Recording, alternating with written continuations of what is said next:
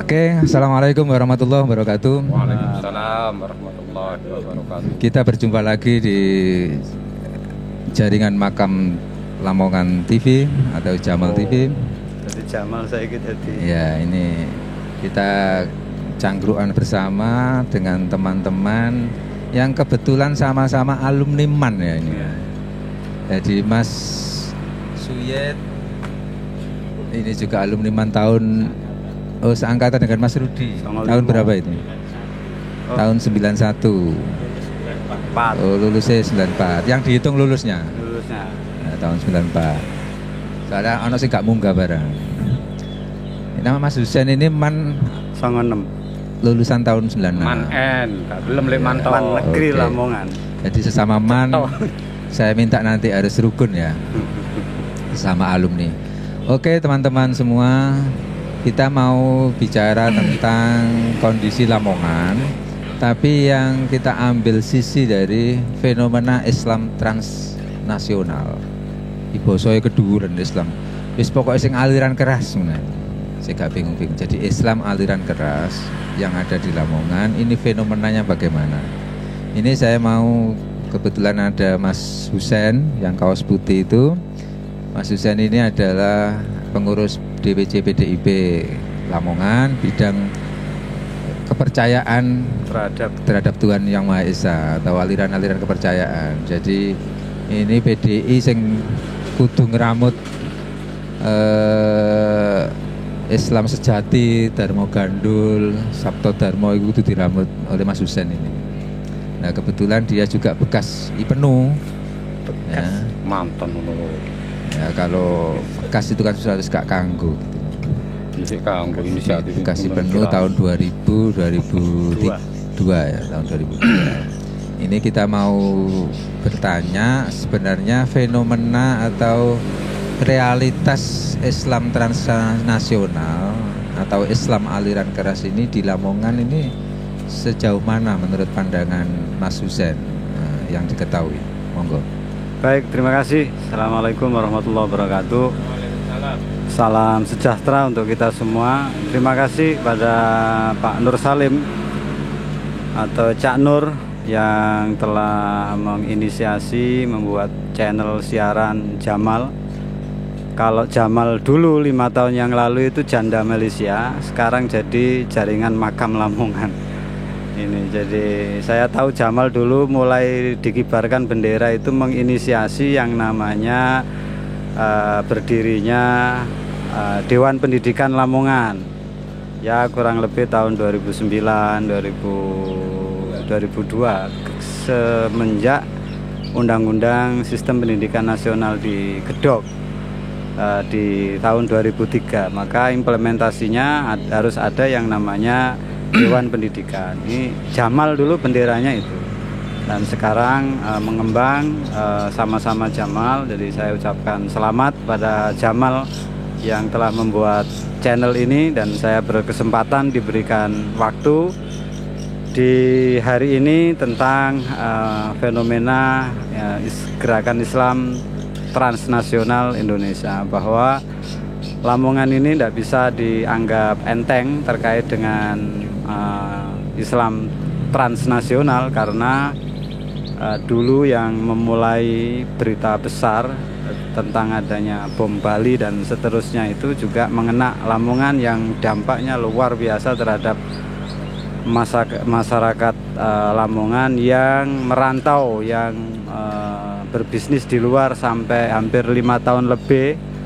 Para perantau Lamongan tidak berani menampakkan kata Lamongan di setiap unit usahanya, terutama PKL, pedagang-pedagang kaki lima itu.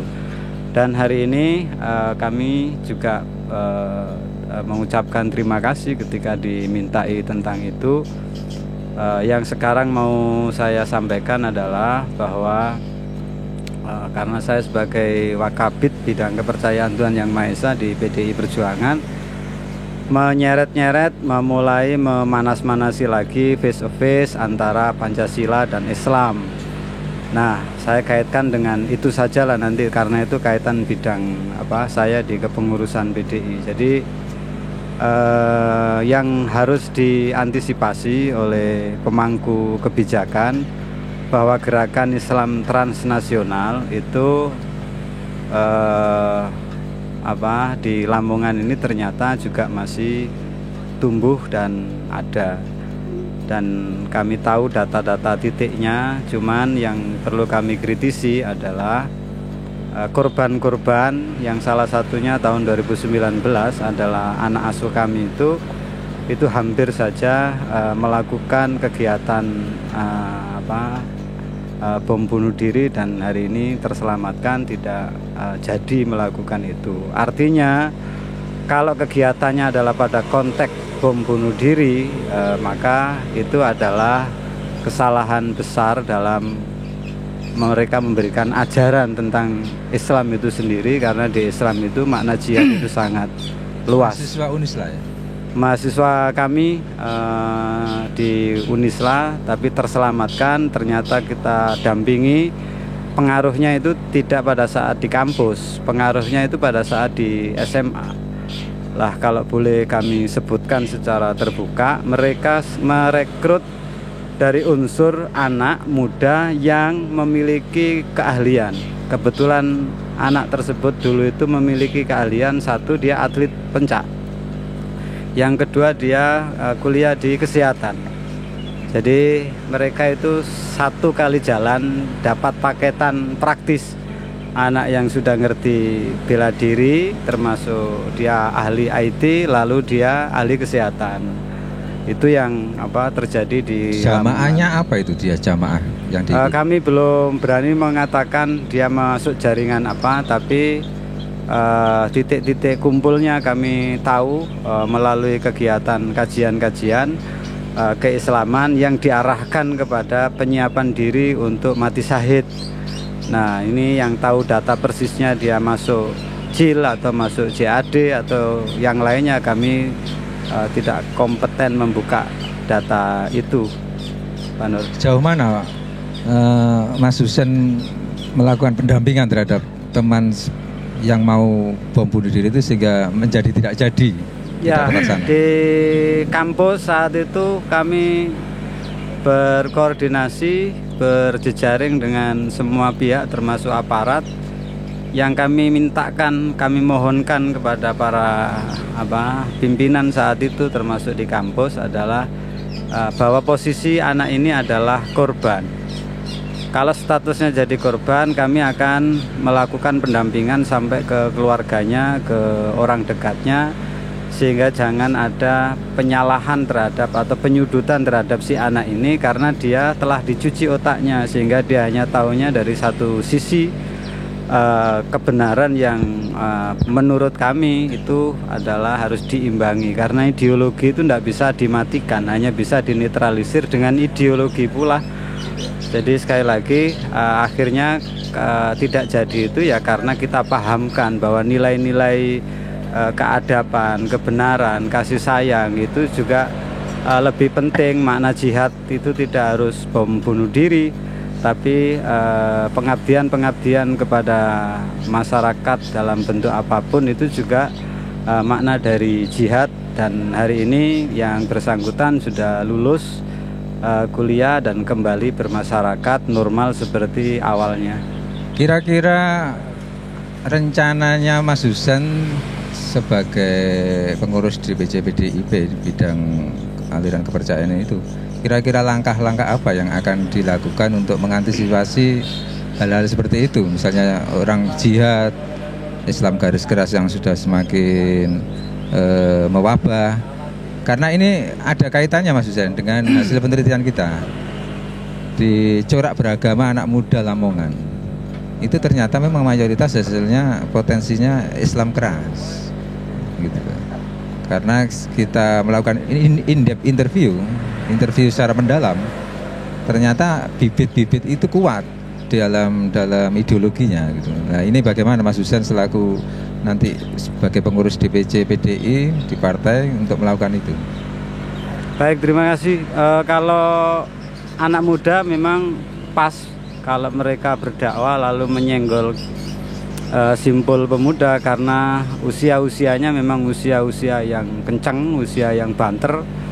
Cuman kami mau mengimbangi dalam bentuk penyadaran bahwa ajaran yang diyakini mau Islam mau non-Islam itu adalah ajaran yang memang mengutamakan ajaran-ajaran kebenaran, dalam artian bahwa kita orang Indonesia harus paham Islam pun di Indonesia adalah Islam yang memang Nusantara, yang berbasis kebudayaan dengan tetap menjalankan syariat yang kita yakini, yang kita kira-kira bentuknya seperti apa yang akan dilaksanakan oleh. Jadi kalau bentuk partai konkretnya kami berkeinginan memadai teman-teman muda lintas agama dalam sebuah wadah lintas agama yang nanti di situ kita kenalkan tentang keberagaman, kemajemukan di khususnya di Lamongan, bahwa Lamongan ini ada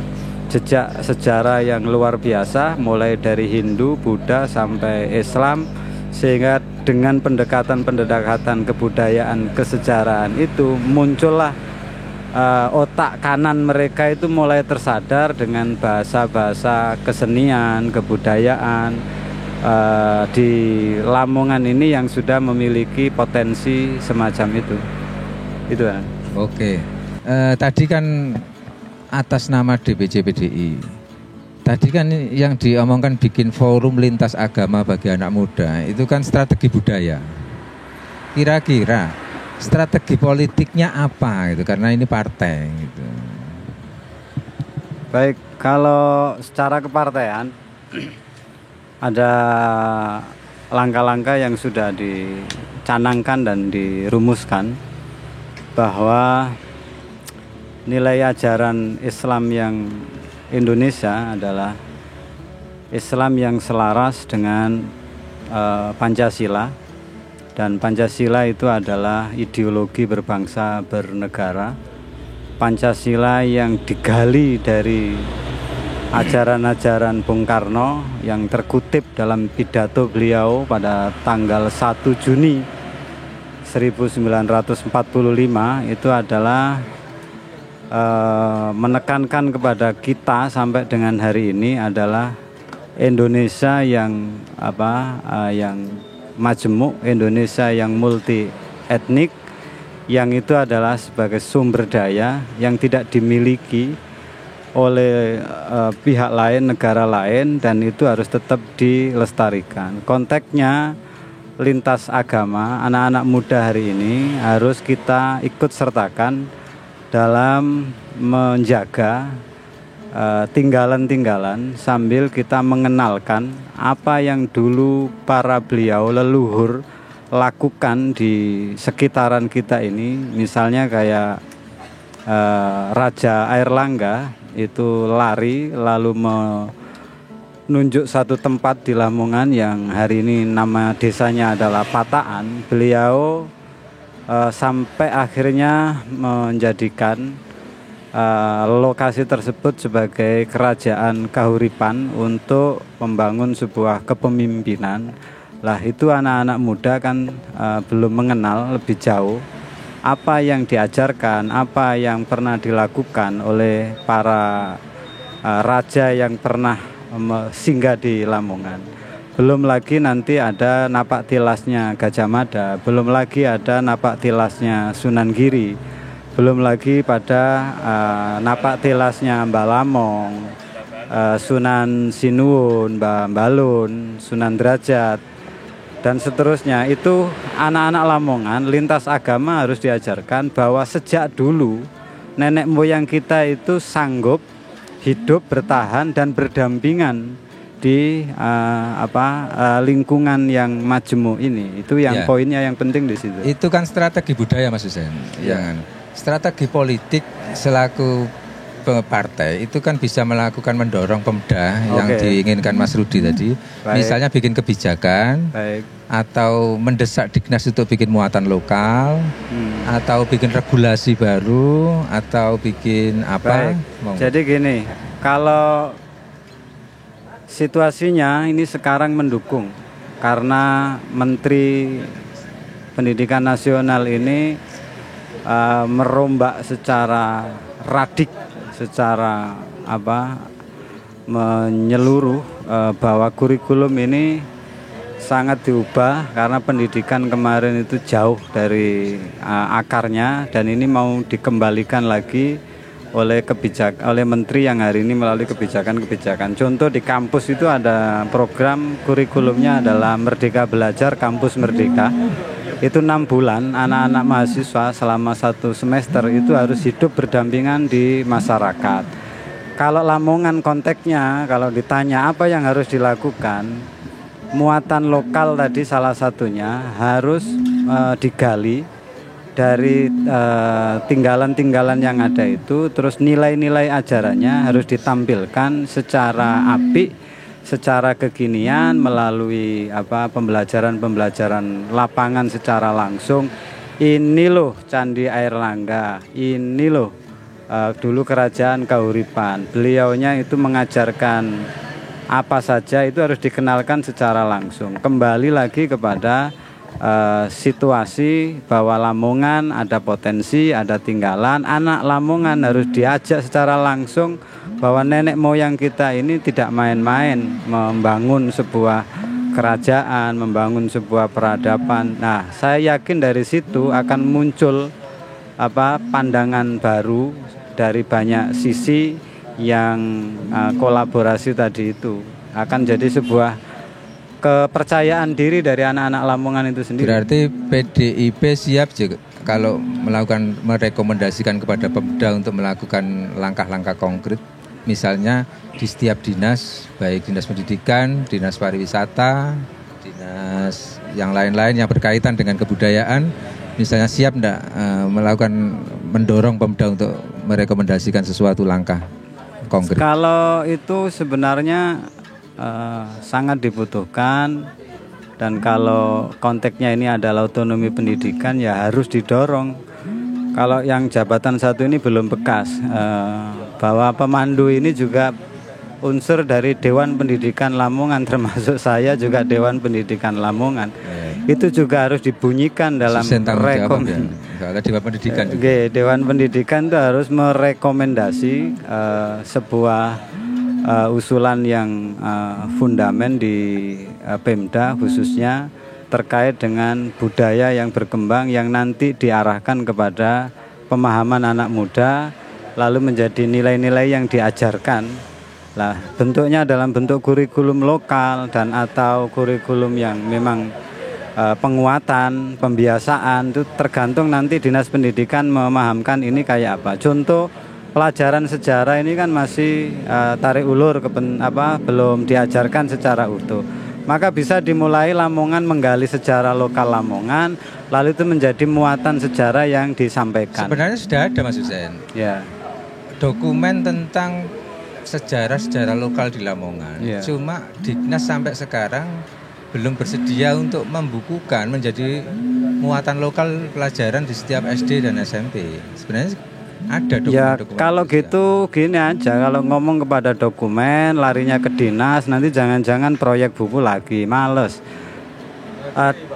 Desainnya itu adalah desain kurikulum yang itu aplikatif, anak dibawa ke lokasi sesuai dengan kalender pendidikan. Pendidikan lapangan. Iya, pendidikan langsung outdoor. Aplikatif outdoor. Jadi ada game yang mengarahkan kepada anak tentang kebiasaan gotong royong, kebiasaan tentang membantu orang lain itu secara lapangan. Jangan jadi buku yang nanti dipelajari, dibaca di kelas.